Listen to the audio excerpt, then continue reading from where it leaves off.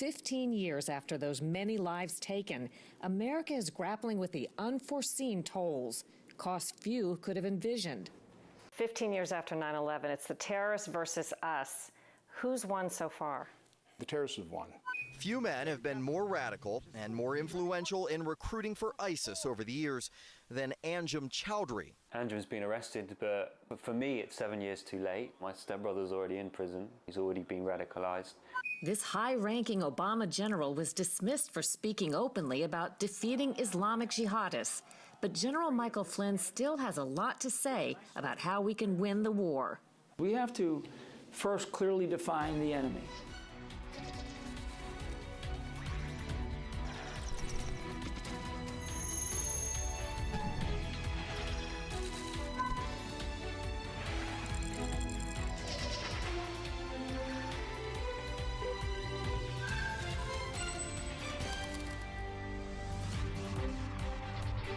Welcome to Full Measure. I'm Sharyl Attkisson.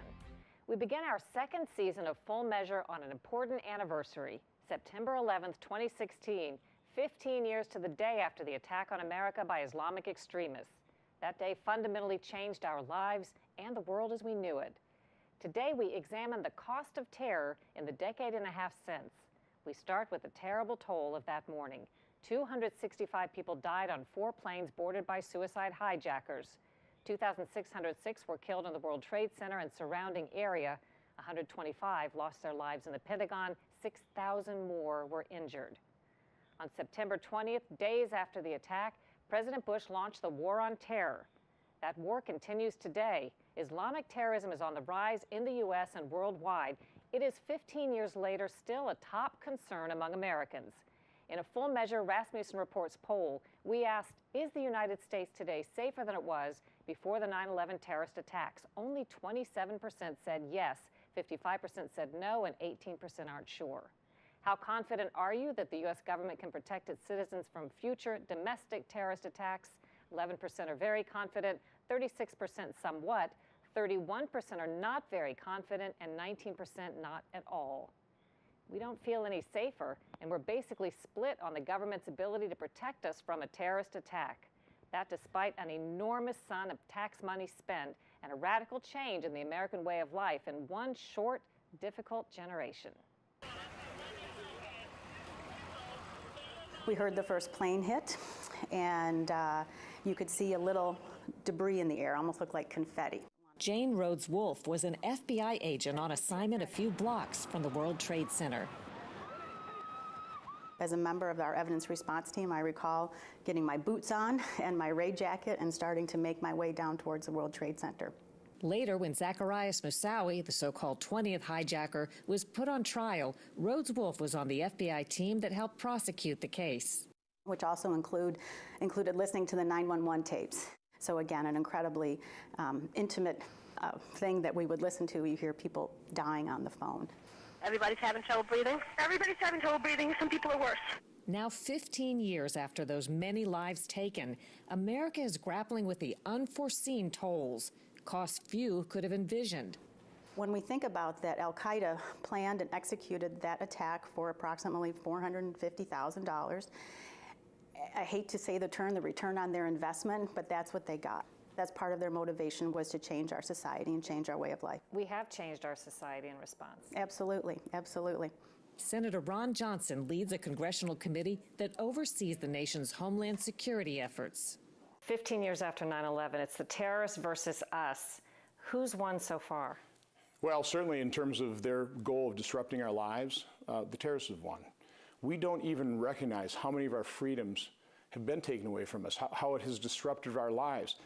For Johnson and other conservatives, attacks on freedom include the moves to restrict gun rights. For liberals, it's typified by the government's massive Utah data center, holding more information about our lives than we know, with no clear proof that it's ever foiled a terrorist plot. An entire generation knows little of the America that existed before 9/11, when some actually looked forward to a trip to the airport. Airports. It makes no difference where they are located, be it Berlin, London, New York, Tokyo, or Los Angeles. Airports are downright exciting. This is today's inconvenient reality. A traveler captured a seemingly endless security line last May. Let's see how long this thing is. At Chicago's Midway Airport. We're just getting started. An incredible $70 billion tax dollars have been spent on the Transportation Security Administration. More than 42,000 TSA employees screen passengers and manned body scanners at more than 400 U.S. airports. And there's a whole generation that doesn't know what this is like. Walking freely into a sports stadium or federal building, those days are gone. Today's reality, metal detectors and handheld wand checks. President Bush signed the Homeland Security Act on November 25, 2002, a law combining more than 20 federal agencies into one massive entity, the Department of Homeland Security. And money is poured into other agencies for national security, $30 billion to the FBI's counterterrorism efforts. We've also spent more than $3 billion tightening port protection with cameras, cargo screening, and fences. David Espy, head of Maryland Port Security, points out there have been no terrorist attacks on America's 360 ports. We have a very strong infrastructure, and terrorists, as you've seen in the past years, target the soft targets where there's no fencing, there's no anticipation of such behavior. We anticipate that such behavior every second of the day. But amid the successes, the Department of Homeland Security has become a wildly bloated bureaucracy. The budget now tops $64 billion tax dollars a year. Number of employees, 240,000, enough to fill Yankee Stadium about 5 times. The motivation of government is the exact same thing as the private sector. It wants to grow. So the Department of Homeland Security is no different from any other government agency or department. It wants to grow. When you look at the Department of Homeland Security today, what are your reflections on that agency? I'm trying to figure out why the Department of Homeland Security is worried about people who are deep frying turkeys. Thomas Nichols is a professor of national security affairs at the U.S. Naval War College. He studies the Homeland Security mission and missteps. At one point, Homeland Security put out a reminder that if you throw a frozen turkey into a giant vat of boiling oil, you could get hurt, which is true. No one would recommend that you throw a giant frozen bird into a vat of oil. But I don't understand how this became a Department of Homeland Security issue. Watch how easy it is to tip it over. And what does that tell you? It tells me that they're looking for things to do. And apparently looking for ways to spend your tax money. Some of Homeland Security's $50 billion in anti-terrorism grants has gone to questionable expenses, like a conference at San Diego's posh Paradise Point Island Resort, where, believe it or not, this was part of the supposed emergency response training. A live zombie apocalypse demonstration. And after $70 billion spent on TSA, an Inspector General report leaked last year showed testers managed to smuggle mock weapons and bombs past federal screeners 96% of the time. But this multi-billion-dollar vision of a new Homeland Security headquarters, shown in an artist's rendition, may be the most tangible example of a boondoggle. After 10 years, it's still a construction zone marred by cost overruns and delays. What are some of your observations about the incredible amount of money and effort that's been put into this agency? When large bureaucracies like a government are told to do things, they tend to create more large bureaucracies. So I think the answer to spend a lot of money, to employ a lot of people, to build a lot of buildings was an understandable reaction, but it was not an efficient reaction. The biggest single post-9/11 cost is war. An estimated $3 trillion tax dollars has been committed to the conflicts in Afghanistan, Iraq, and other strongholds of Islamic extremist terrorists. All told, it's estimated America's war on terror has cost more than $30 million an hour every hour for the past 15 years, about $4 trillion tax dollars. All that money, and some on the front lines insist we're back to square one. As far as immigration is concerned, everything that we did after 9/11 to prevent it has all been undone. This federal officer who works in the U.S. immigration system doesn't want to be identified for fear of losing his job. If I were to find the men that went on to become the 9/11 hijackers, if they found them today,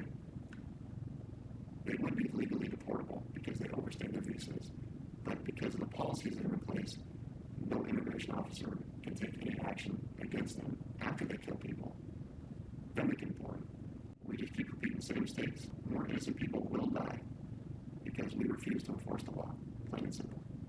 As chairman of the Senate Homeland Security Committee, what keeps you up at night? You know, our borders are not secure. If you're concerned about ISIS operatives coming into America, yeah, be concerned about refugees, be concerned about the visa waiver program, but be really concerned about our completely porous, particularly southern border. That even though the number of Border Patrol agents has doubled to 21,000 and its budget has more than tripled to $13 billion a year. People need to realize that the border is much more secure than it's ever been. Gil Kurlikowski is head of Customs and Border Protection. How much focus is going into the idea of terrorists crossing the border? Terrorism is a concern, whether it would be the people that came in through 9/11, that entered the country and went through the process, or whether it's homegrown terrorists, young people who are influenced by the media and influenced frankly, through the internet to create a terrorist act. Before 9/11, there wasn't a lot of information sharing among agencies, in particular the federal government to the local government. That's changed dramatically. Rhodes Wolf, now retired from the FBI, says we've done a good job fighting a nimble, unpredictable enemy. When I say, what's been the cost of terror, what do you think? I will never forget the lives of the voices that I listened to as they died on the telephone, some of them screaming for help. There's this one woman, Melissa Doy, who I listened to her call. I've listened to it probably 100 times. She cared for her friends, she cared for her family, and her coworkers. And she actually, she actually dies saying the Lord's Prayer. Hold on 1 second, please. I'm gonna die, aren't I? No. I'm gonna die. Ma'am, say your prayers. Melissa Doy is my memory. Ma'am, Melissa. The phone is still open. Melissa.